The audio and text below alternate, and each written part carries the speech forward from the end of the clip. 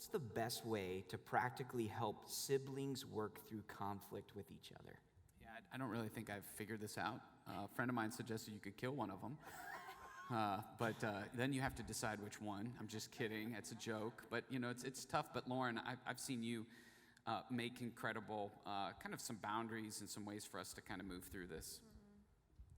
Yeah, I think most important is setting a foundation for your children to have relationship, and really fostering, helping them get along as much of the time as you possibly can. So even helping them find activities that they like to do together, helping them recognize the great things about one another so that they are celebrating and valuing each other most of the time.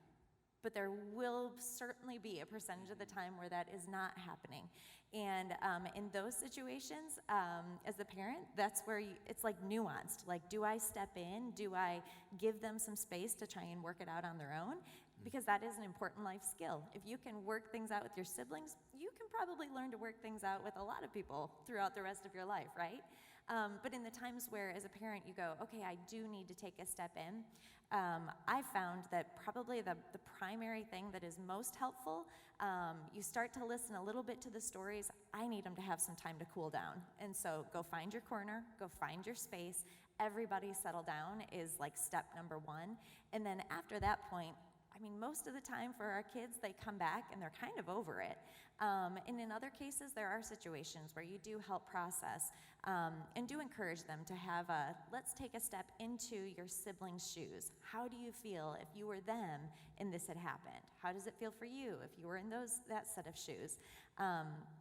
I think I'm not always looking for a completely clean, clear resolution to the situation, because a lot of times it's so muddy that you're trying to work back to relationship. How can we work back to the place where we can continue together, even if all the details aren't sorted out? It's really good. That is really good. I think you said something that's important, though, is that there's going to be moments of conflict, and then there's also going to be those other moments that God gives you where it's going really well. The tension is make sure you're paying attention to both moments. And really, really helpful practical tips there.